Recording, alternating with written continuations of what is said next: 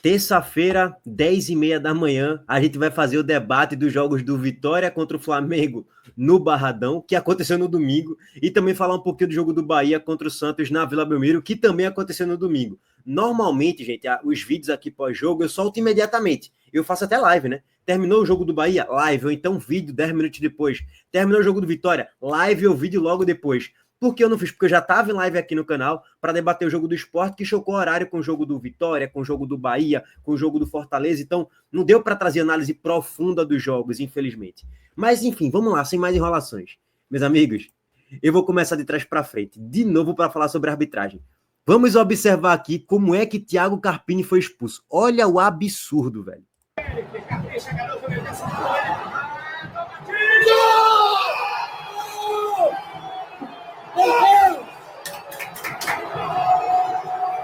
Vocês perceberam, né?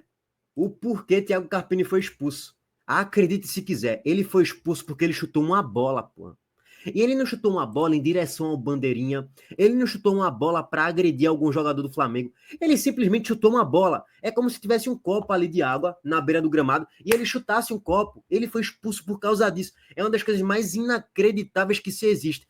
Esse é o nível da arbitragem do futebol brasileiro. Outro ponto que Paulo Analista até trouxe aí no vídeo que ele trouxe lá no Twitter. Velho, observem no movimento do chute. Quando ele chuta, olhem Eric e olhem Baralhas. Os dois estão chutando a bola também, pô. É inacreditável. O Vitória empata na reta final do segundo tempo, mas toma o 2-1 e acaba perdendo o jogo no Barradão. E aí a gente vai olhar para a tabela e logo o impacto dela, né? O Vitória, nesse momento, é o único time da Série A que não pontuou. O Vitória tem nenhum ponto conquistado, óbvio. Fez apenas 2 gols. Aliás, só fez um gol e tomou 4. Saldo de -3. Por isso que é o Lanterna, não só pelo saldo de gols, mas também pela pontuação. Todos os outros times somaram algum ponto nessa Série A.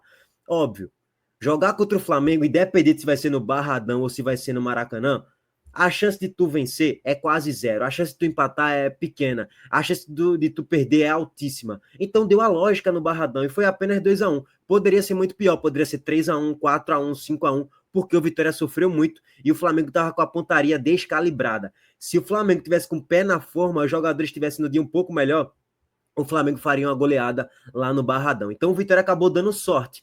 Então, nesse primeiro momento, não dá para crucificar tanto o início do campeonato do Vitória. Óbvio que não é bom, é ruim, porque perdeu contra o Juventude no Alfredo Jaconi por 2 gols de diferença, e aí pelos erros de Carpini na escalação, de ter poupado alguns jogadores importantes para a equipe. Na época também não tinha Mateuzinho, que não pôde jogar a partida, porque estava sendo poupado depois do jogo contra o Bahia no Campeonato Baiano. Então, dá para se ter algumas circunstâncias. Dito isso, o início do Vitória é bem ruim. O próximo jogo do Vitória é contra o Atlético Mineiro, na Arena MRV. Com essa bola, com esse elenco, tende a perder mais um jogo e tende a ficar ali na zona do rebaixamento ou ali. Vai ficar ali, cara. Se empatar o jogo, vai ficar com 1 ponto. Não vai passar ninguém por causa do saldo de gols. A tendência é que o Vitória fique aí mesmo, na zona de rebaixamento ou até mesmo na lanterna. Ah, então você tá falando isso porque você não gosta do Vitória? Não, cara, porque é a realidade. O time tem muitas limitações, o time não está jogando bem há um bom tempo.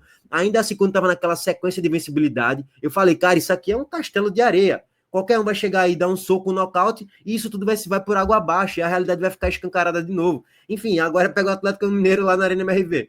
O jogo do ano passado, o Vitória até venceu, né?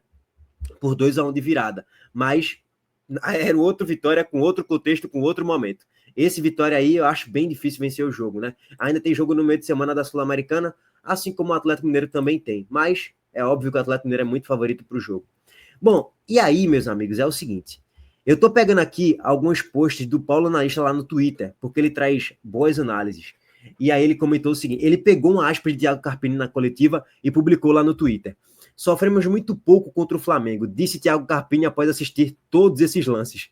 Abre aspas, temos que ter paciência, nosso elenco é qualificado, não podemos nos desesperar, disse Fábio Mota quando questionado sobre o elenco. É isso aí, gente.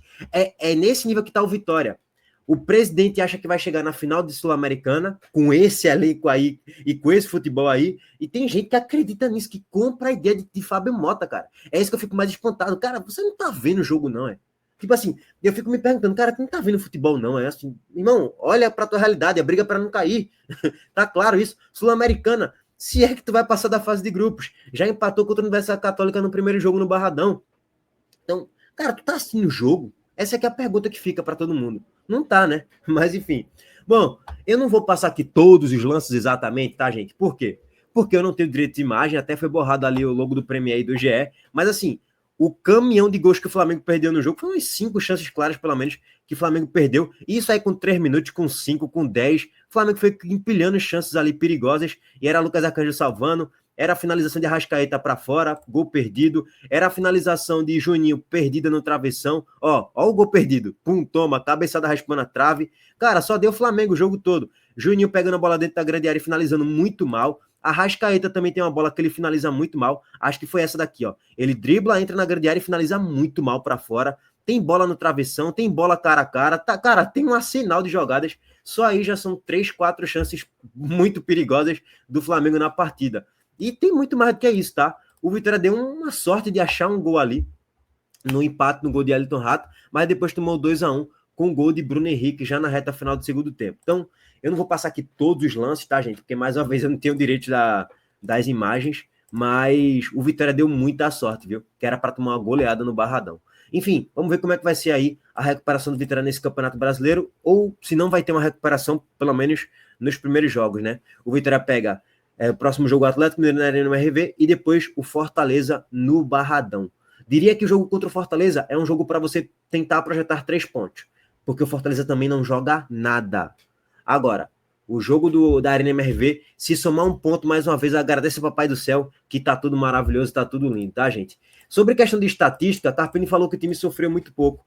Você olha aqui, 14-5 em finalizações, o Vitória só deu um chute a gol no primeiro tempo, 7-3 em chutes no gol, fora a bola na trave, então assim, é um domínio absoluto do Flamengo na maior parte do tempo, que se tivesse 10% a mais de capricho na finalização, era 5-0, ou sei lá, 5-1, 4-0, 4-1, por volta disso.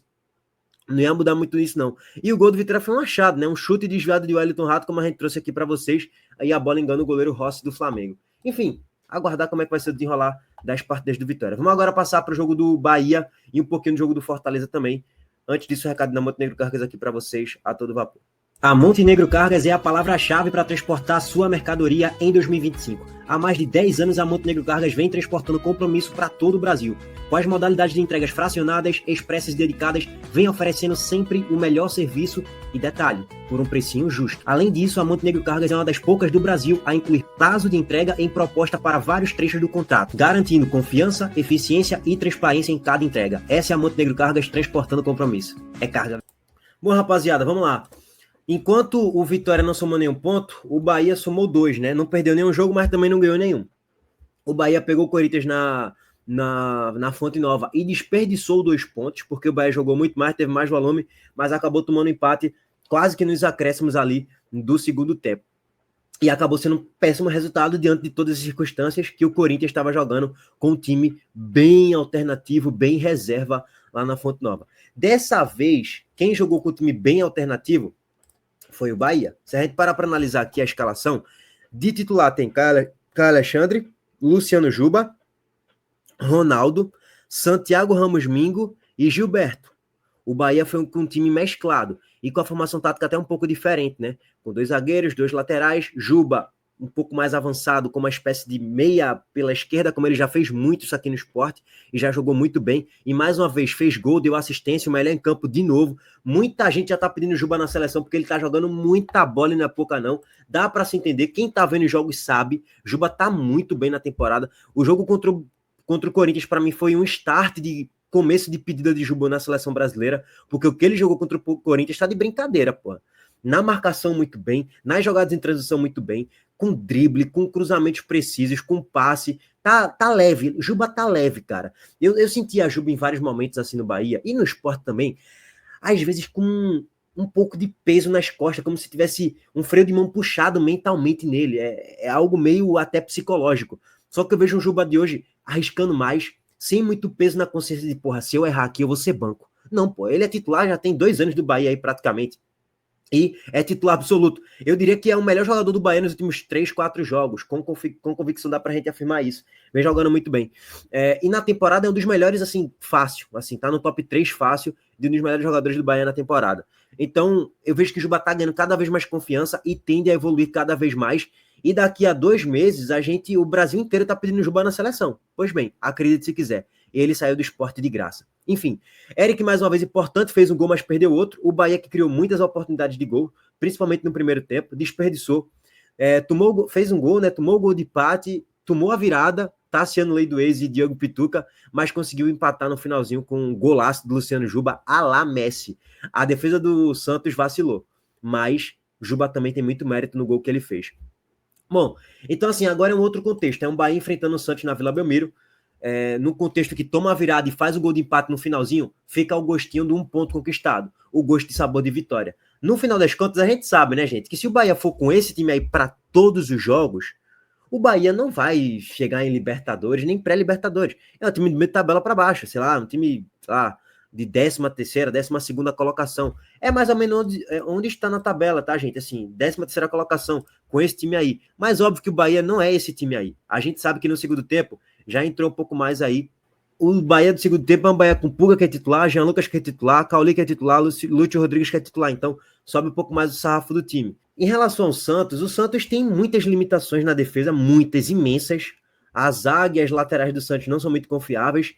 Do meio para frente, eu acho que tem um bom time, sim, mas ainda assim, porra, não é um time de pré-Libertadores, de Libertadores, tá longe de ser isso. O Santos é aquele time ali de 12ª colocação, gente. O elenco, na verdade, se Neymar estiver jogando muita bola, voltar aí depois de um tempo de lesão, o Santos pode ser 8º, 9º, mas caso contrário, seja o Neymar normal ali e tal, se tivesse um time de 10ª colocação, 12ª colocação, nada além disso. Nesse momento, o Santos tem um ponto conquistado, e só não tá na zona do rebaixamento por causa do saldo de gols, né? Aliás, não é nem saldo de gols, é por causa do número de gols marcados. O Santos marcou 3 gols, enquanto o Mirassol marcou 2, por exemplo. E o Sport marcou 1, por isso que o Sport tá abaixo aqui do Mirassol na tabela de classificação. Vamos lá, rapaziada. Luciano Juba contra o Santos na Vila Belmiro, tá? Eu vou trazer aqui os principais momentos mesmo, os gols e alguns lances de Juba na partida. Olha a bola aí, ó. Pum, toma. Já enfiando ali para Ademir chegar na grande área e cruzar a bola com perigo. No rebote não conseguiu sair a finalização. Aí essa é a primeira assistência de Juba na partida. Uma boa bola para Eric, em progressão, ele dribla Gabriel Brazão e faz 1-0 para o Bahia. Eric mais uma vez jogando muito bem, né? Beleza que ele perdeu um outro gol, ele finaliza a bola na trave, mas apesar do gol perdido, na média, Eric vem jogando muita bola também. Juba mais uma vez jogando aqui pela esquerda, achando um bom passe na linha de fundo, Juba conseguindo desarmar bem também. Cara, Juba tá um lateral completo, gente, assim, ele evoluiu muito, aquele Juba do Sport para o Juba do Bahia é um Juba muito mais completo, muito mais evoluído, defensivamente e ofensivamente também falando, tá? E tá até um pouquinho mais forte, meio quilo mais forte, vai. Juba ainda assim tá muito franzino, mas é normal, né? Para um lateral, na lateral tem que ser leve mesmo, tem que ser magro mesmo para correr, para fazer a jogada de transição. Olha aí, ó. Eric finalizou a bola na trave no finalzinho do primeiro tempo. E aqui tá o gol de Juba. Olha essa jogada. Velho, a la Messi, irmão. Esse gol de Juba contra o Santos foi um gol a la Messi. Que ele pega essa bola aqui na grande área, finge que vai dar o chute. Beleza que tem um erro da defesa do Santos. Tipo, por que JP Sherman foi dar um carrinho aqui, tá ligado? Sendo que Gil já tava na bola. E ele dando carrinho aqui, Juba poderia até tocar. Juba aqui já poderia dar um tapinha. Mas ele só dá um tapinha para tirar JP Sherman e Gil da jogada, corta para dentro e finaliza no cantinho, sem chance para Gabriel Brazão. E ele faz o gol do 2-2. Então assim, Juba vem jogando muita bola. Se continuar nessa batida daqui a 2 meses, acho que já vai merecer sim vaga na seleção. Por enquanto, eu sou muito comedido ainda para pedir Juba na seleção, mas hoje, com certeza está no top 3 de melhores laterais esquerdos do Brasil. Mínimo, tá? Então, cite 2 melhores do que ele. Nem eu sei. Assim, de cabeça, talvez Bernabé. E eu não tô falando de questão de ser brasileiro, não. Tô falando de jogando no futebol brasileiro. Talvez Bernabé. E talvez só mesmo. Porque Juba tá me surpreendendo, tá jogando muito bem, tá? E foi de graça, né? Infelizmente. O perfil do Bahia até tirou sarro do Sport. Colocou Jubinha frete grátis de novo. Agora sacaneando o Sport aí nas redes sociais. Paciência, né, irmão? Paciência. Culpa não é de Juba, não. Culpa é da diretoria incompetente do Sport. Rapaziada, sobre o jogo do Fortaleza, cara, o vídeo já tá muito longo, nem vou alongar tanto, mas o Fortaleza deu muita sorte, isso sim. Não tá jogando nada, fez 1-0 no gol de Emmanuel Martins, no passe de Moisés, jogada como? Em transição mais uma vez, no lançamento de João Ricardo. Mas depois só deu Mirassol, teve 2, 3 bolas na trave, João Ricardo tendo que fazer defesa, foi 27 finalizações, só deu Mirassol, cara. O Mirassol empata, a partida poderia virar, então o Fortaleza deu muita sorte, que já era para ter perdido do Mirassol nesse final de semana, mas ainda bem que não perdeu, Por quê? Porque o Mirassol é concorrente direto do Sport. Que talvez o Fortaleza se torne concorrente direto do Sport com o decorrer da temporada. Não vou me surpreender nenhum pingo se isso acontecer. Mas, enfim, Vitória enfrenta... o Bahia, só para pegar aqui, enfrenta o Cruzeiro, né? Cadê Cruzeiro? Não. O Bahia enfrenta o Mirassol na Fonte Nova. Aí tende a vencer o jogo. E aí tem que torcer pro Bahia vencer mesmo, para afundar o Mirassol aí na zona de rebaixamento. E o Fortaleza pega o Internacional no Castelão. Vixe, vai tomar tromba. O Inter do jeito que tá jogando, difícil parar. Mas enfim, rapaziada, tamo junto. Tamo de volta aí mais tarde. Deixa o like no vídeo, se inscreva no canal e ative as notificações. Valeu, gente.